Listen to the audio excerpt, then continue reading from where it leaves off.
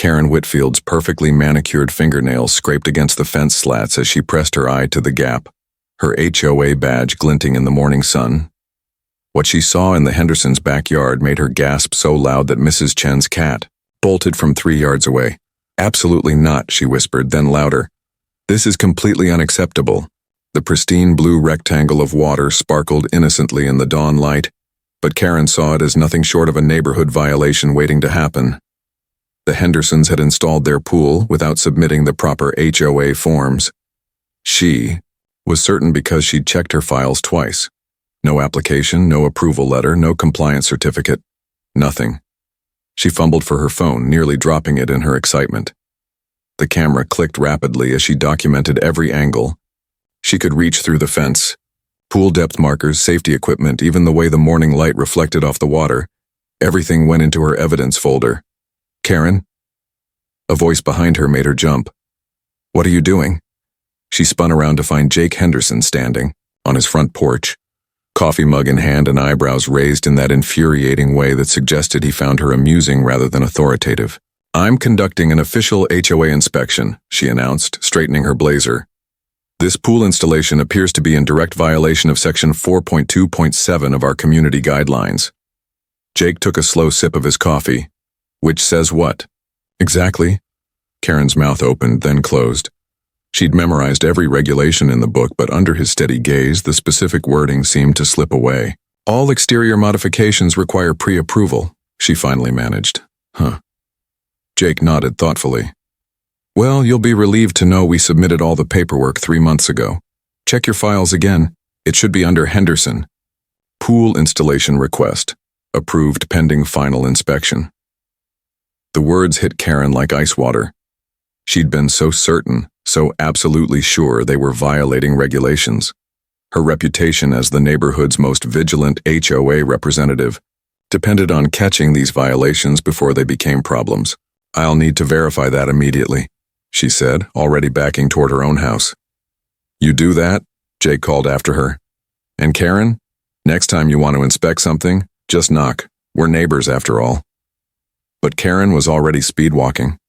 Home, her mind racing. If the paperwork was properly filed, she'd look foolish. If it wasn't, she'd have them dead to rights. Either way, she wasn't backing down from this fight. She had no idea that Jake Henderson was already planning his next move, and it involved turning up the heat, literally. Karen's home office looked like a tornado had hit a filing cabinet. Papers scattered across her mahogany desk, 3 different computer screens glowing with HOA databases, and her emergency coffee pot working overtime. She'd been searching for 2 hours and found nothing about the Henderson pool approval. "This is impossible," she muttered, adjusting her reading glasses for the 100th time. "I archive everything." Her phone buzzed. A text from HOA President Margaret Walsh. "Karen, need you at emergency board meeting, 2 p.m. today. We have a situation." Karen's pulse quickened. Emergency meetings meant serious violations, and serious violations meant her expertise was needed. She grabbed her blazer and headed out, but not before printing every pool-related regulation she could find. The community center conference room felt arctic when she walked in. Margaret sat at the head of the table, her expression grim. Board members Tom Riley and Sandra Brooks flanked her, both avoiding eye contact with Karen. "Sit down, Karen," Margaret said softly. "Is this about the Henderson pool violation? Because I have documentation that clearly shows—" "Karen," Margaret's voice cut through her preparation. "We need to talk about your recent inspection activities." The room fell silent except for the hum of fluorescent lights. Karen's stomach dropped, but she kept her chin high. "I don't understand." Tom cleared his throat. "We've received several complaints about your methods, peering through fences, photographing people's private property without permission, knocking on doors at unusual hours."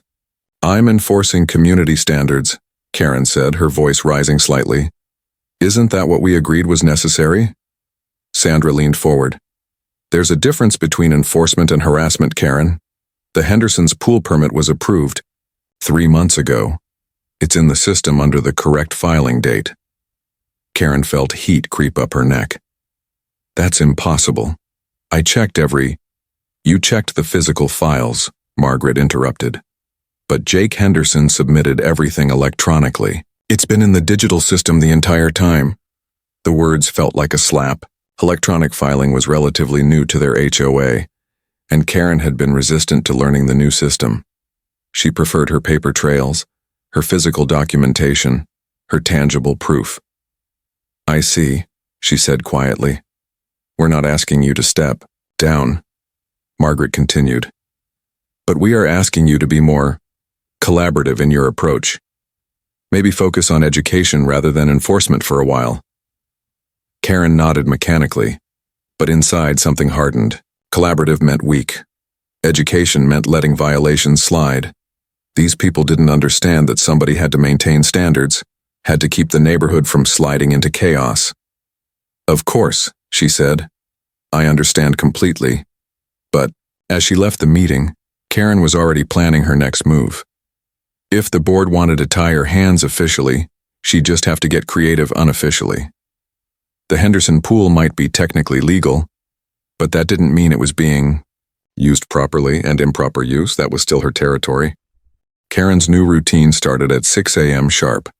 She'd position herself at her kitchen window with a cup of coffee and a pair of binoculars her late husband had used for bird watching. The Henderson pool was perfectly visible from this angle, and she began documenting everything. Day 1. Pool chemicals added at 6:15 a.m. Quantity uncertain but appeared excessive. Day 2. Children in pool without visible adult supervision for approximately 7 minutes. Day 3. Music playing during what appeared to be a neighborhood gathering. Volume level possibly exceeding noise ordinance limits. Her logbook grew thicker by the day, filled with timestamps, weather conditions, and detailed observations. She photographed everything through her telephoto lens: kids splashing, adults lounging, even the way Jake tested the water temperature each morning. This is methodical, she told herself. This is proper documentation. But somewhere around day 5, Karen realized she was enjoying the surveillance more than she should. There was something satisfying about watching the Hendersons' daily routines, about knowing their patterns better than they probably knew them themselves. She learned that Jake's wife Sarah worked from home on Tuesdays and Thursdays, that their teenage daughter Emma brought friends over after school, that Jake himself had a habit of floating in the pool every evening around sunset, usually with a beer in his hand. It was during one of these evening observations that Karen noticed something troubling. Jake would adjust the pool heater every hour, single day, sometimes multiple times.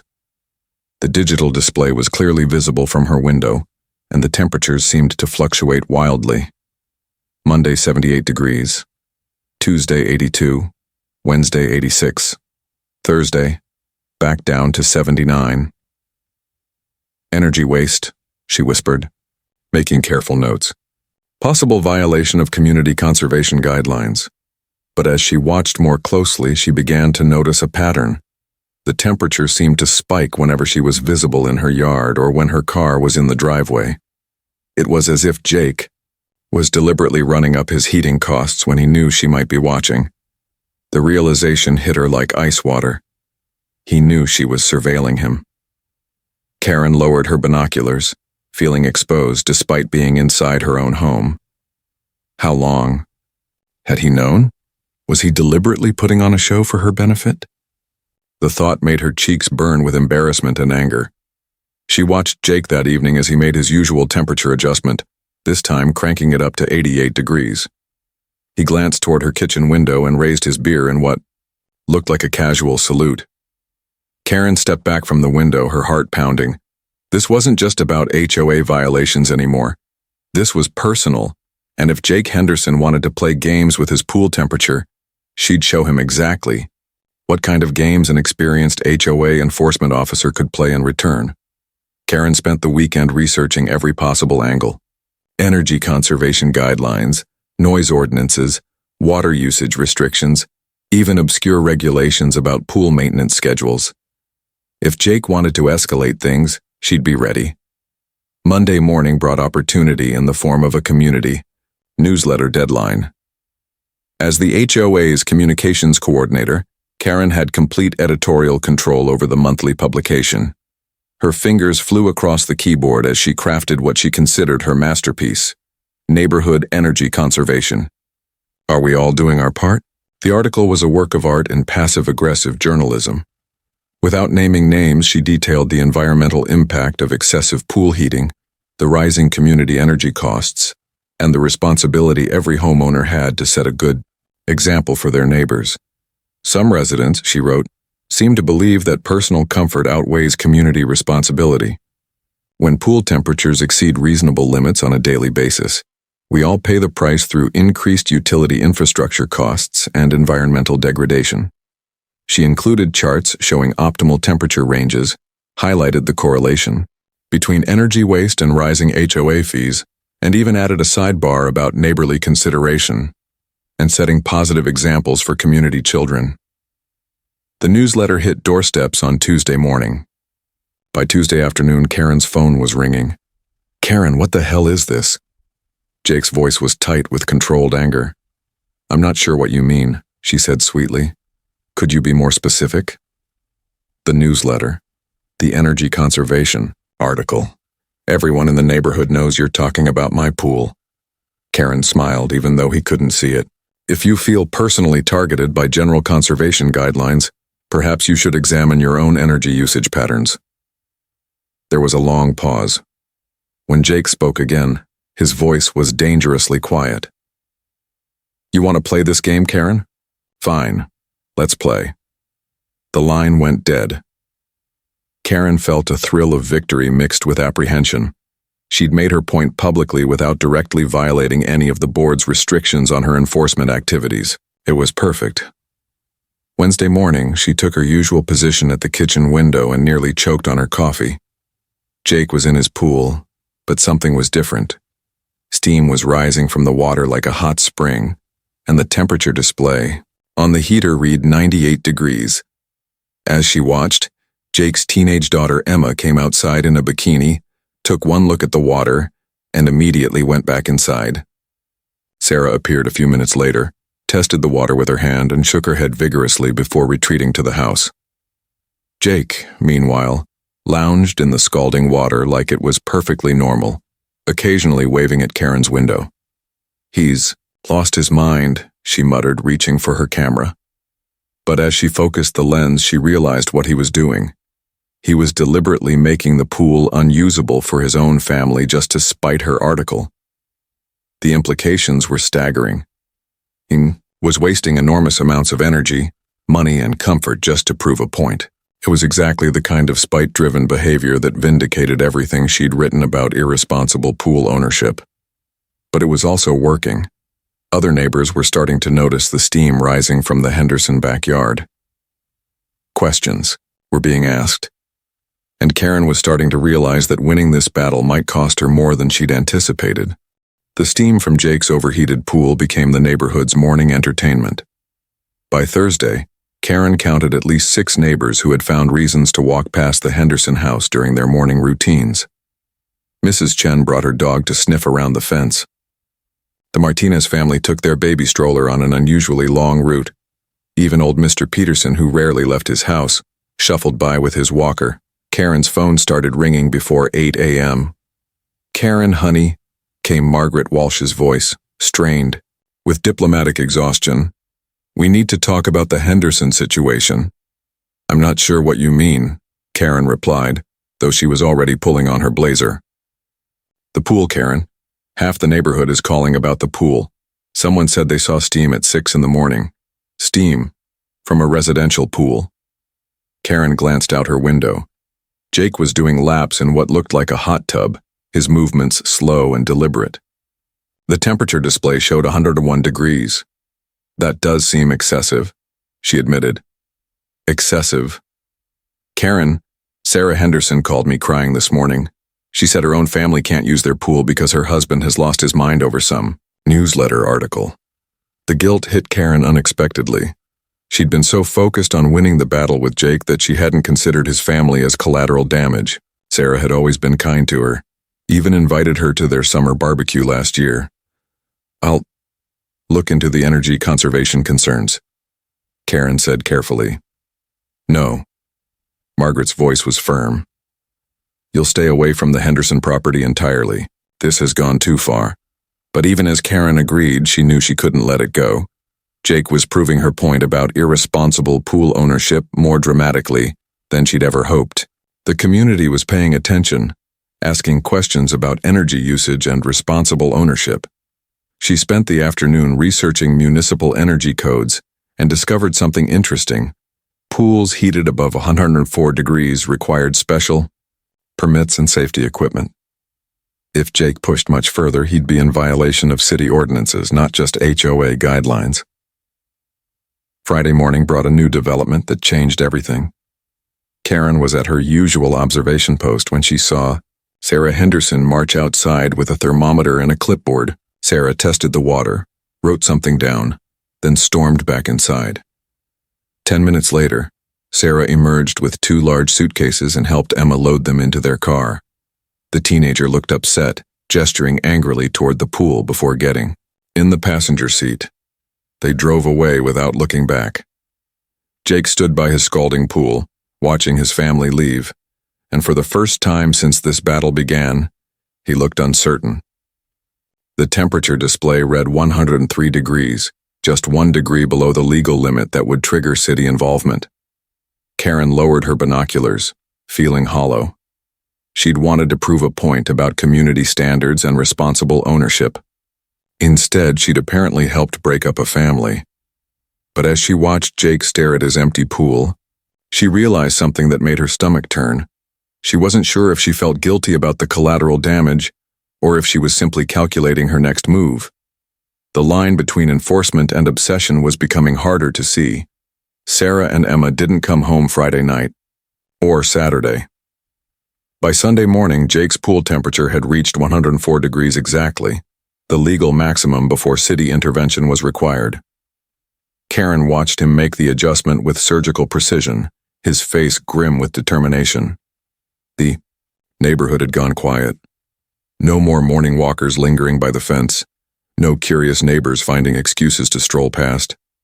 Word had spread about Sarah leaving, and suddenly Karen's energy conservation campaign felt less like community activism and more like voyeuristic entertainment. Karen's own house felt suffocating. She'd barely eaten since Friday, surviving on coffee and the acidic satisfaction of being technically right about everything. Jake was wasting energy, violating the spirit of community conservation, and proving every point she'd made in her newsletter. So why did she feel like she was losing? Sunday afternoon brought an unexpected visitor. Margaret Walsh stood on Karen's doorstep, her usual diplomatic smile replaced by something much more serious. "We need to talk," Margaret said, walking past Karen without waiting for an invitation. They sat in Karen's living room, surrounded by the HOA files and documentation that had become Karen's entire world. Margaret looked around at the organized chaos and sighed deeply. "Karen, what's happened to you?" The question caught Karen off guard. "I'm doing my job. I'm maintaining community standards. Your job is to help maintain property values and neighborhood harmony. Look around you. Look out that window. Does this feel harmonious to you?" Karen's gaze drifted to her kitchen window where she could see steam rising from Jake's pool like a small volcano. He's the one being unreasonable. He's the one wasting energy and making a spectacle. He's reacting to you, Karen. This whole thing started because you were surveilling his legally installed pool. I was conducting routine inspections. You were standing in your yard with binoculars at 6 a.m, photographing a man in his bathing suit. The words hit Karen like physical blows. When Margaret put it like that, it sounded wrong, invasive. But that wasn't how it had felt from the inside. "I was documenting potential violations," she said weakly. Margaret leaned forward. "Karen, I've known you for 8 years. You've always been dedicated, but this isn't dedication anymore. This is something else." They sat in silence for a long moment. Outside, Karen could hear Jake's pool filter working overtime to manage the superheated water. The sound had become the soundtrack to her days. "The board is meeting tomorrow night," Margaret said finally. "We're going to discuss your role in the HOA. Karen's chest tightened. "Are you firing me?" "We're going to discuss whether your current approach is serving the community's best interests." After Margaret left, Karen stood at her kitchen window watching Jake float alone in his ridiculously overheated pool. His family was gone, her position was in jeopardy, and the neighborhood was treating both of them like a cautionary tale. But, as she watched Jake check the temperature display one more time, she realized something that made her hands shake. She still wasn't ready to back down. Tomorrow night's board meeting would determine her future, but tonight, she had one more card to play. Karen didn't sleep Sunday night. She spent the dark hours researching municipal codes, safety regulations, and liability requirements for residential pools. By dawn, she'd found what she was looking for: a loophole that could end this war once and for all. Monday morning, she called the city's building inspection department. "I'd like to report a potential safety violation," she said, her voice steady despite her racing heart. "A residential pool that appears to be operating above safe temperature limits without proper permits." The inspector arrived Tuesday afternoon while Karen watched from her window. A middle-aged man with a clipboard and measuring equipment, he tested Jake's pool water, checked the heating system, and took photographs of the digital display showing 104 degrees. Jake stood by watching, his face unreadable. 20 minutes later, the inspector handed Jake a citation and walked away. Karen couldn't hear the conversation, but she could see Jake's shoulders slump as he read the paperwork. Within an hour, Jake had turned off the pool heater entirely. Karen felt a surge of victory that lasted exactly until she saw Sarah's car pull into the Henderson driveway that evening. Sarah and Emma got out slowly, their body language still tense but hopeful. They were coming home. But Jake met them in the driveway, and Karen could see him showing Sarah the citation, gesturing toward the pool, then toward Karen's house. Sarah's face went through a series of expressions: confusion, understanding, then something that looked like disgust. All three of them turned to look directly at Karen's kitchen window. Karen stepped back, but it was too late. They'd seen her, watching, documenting, waiting for the outcome of her final move. Tuesday night's board meeting was held in Margaret Walsh's living room instead of the community center.